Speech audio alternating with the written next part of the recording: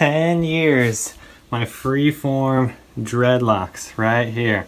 All right, I've been getting a lot of requests for dreadlock videos, more dreadlock videos, this and that, and guess what? Here it is, all right? Ask and you shall receive. So, 10 years, all right? This is the path of the yogi. By the way, I just want to mention that, okay? This is not like a hairstyle. It's not about like how you look in life, okay? This is something that takes practice and dedication. What are you dedicating to? What are you here for on this path, okay? Look at this. This has taken me 10 years to get these to how long they are right now. You see that? So this is not for everybody. You have no idea how many looks I get, what little kids pulling on their parents' arms saying, "Daddy, Mommy, look at that," all right? Look at this, all right? This is 10 years of having free-form, natural dreadlocks. You can still see my curly ends right there at the at the end of all my dreads. I had naturally curly hair, really thick hair. And slowly over time, this is what's called the neglect method. I completely neglected my hair. I was living the path of the yogi in the woods, right? Constantly meditating, doing my asana practice, and anchoring into that higher consciousness. And 6-7 years later, I got these dreadlocks. This is what happens when they're locked up. You can see this one right here even is like two locks together that are stuck together like this, right? So I didn't go to the salon, right? I didn't go tell somebody I want this specific hairstyle and this is like maintaining my hair. I don't wake up in the morning and just do a hairstyle or anything like that. This is the path of enlightenment, the path of self-realization, okay? This has taken me 10 years to have these full natural dreadlocks. And I want to mention, I get a lot of comments from people like, "Oh, how do I start my dreads? What do I do? What do I do?" And guess what? You don't need to do anything, all right? This is going to happen 100% naturally if you just let your hair grow, all right? This is something that has taken me, like I said, about 10, almost 11 years now to have them this long, and they weren't always like this. Like, this is something that has taken a lot of dedication because you have to get past what's called the awkward phase, right? You get past that and you are really going to have the dreadlocks that you want. So take your time. This have to be very patient, okay? So many people ask me about mold. "Oh, you should wash your hair, blah, blah, blah." I have very clean dreadlocks. They smell amazing. Oh, they just, I use very natural products. I don't have any goos, no waxes, nothing like that.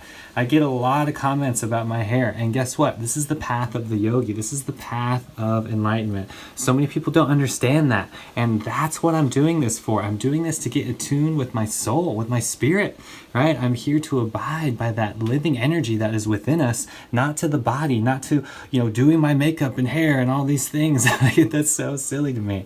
When you have this realization, when you have a kundalini awakening, a spiritual awakening, you're going to understand what I'm talking about.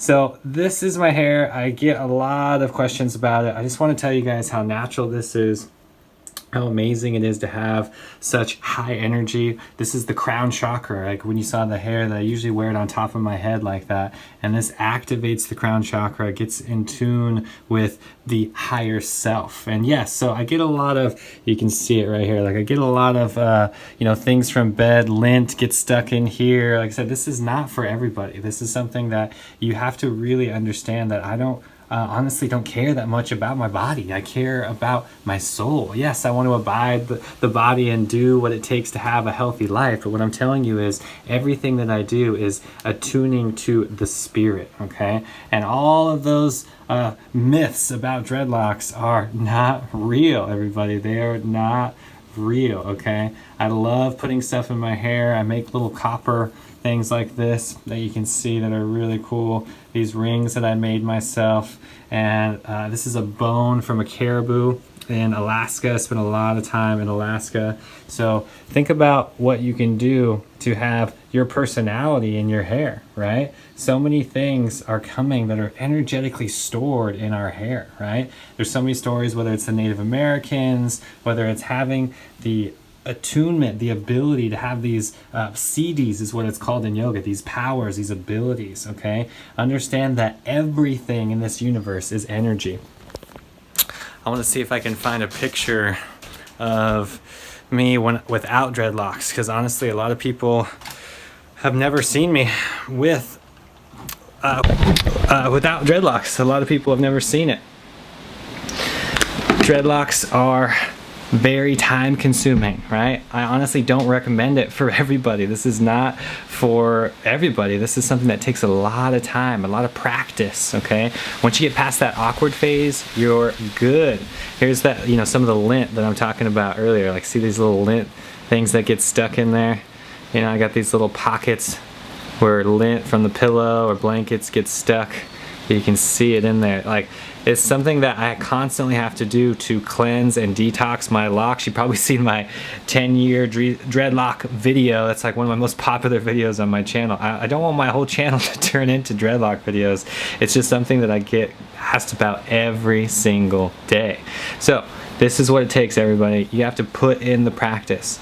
Again, natural is the way to go. Don't use any waxes, don't use any goos. This is what's called free-form dreadlocks. I didn't sit there with a crochet hook or anything like that. If you let your hair grow, it will lock up naturally. And this right here is what my hair used to look like. Let's see if I can get it to focus. This is what my hair used to look like before, all right? See the before and after? Look at this, all right? That is what my hair used to look like before this, okay? This is from, I think, 2007. And I've been growing my hair a long time, okay? This is what it takes. This is like the only picture that I have that's actually in existence that really shows what I used to look like before having dreadlocks. This is like right before the awkward phase that I was telling you about. You got to let your hair grow past like your shoulders, and then it's just going to lock up naturally, especially if you have really thick hair like I do. That's really the secret, is once you have really nice thick hair, there's that more lint that I was telling you about. See, I have to get in here all the time and get these like little lint pockets out. Otherwise you see like these blue little specks of lint and stuff in my hair, and it's just annoying, honestly. So I'm constantly like pulling little pieces of lint out, or like, honestly, now that I live in Hawaii with the beach and there's little pieces of sand in here, this is not for everybody. This is definitely not going to be the hairstyle that most people are going to be after. Again, because you're abiding to the body. You're thinking about, how can I please the body? Well, guess what? This body is temporary. This body is going to rid itself and go back into the earth. This is 100% natural. I think everybody on the planet had dreadlocks at one point in time, and that's just how I look at it. Think about the earth, right? Think about what we did before the invention of a comb or a mirror. This is what everybody's hair looked like.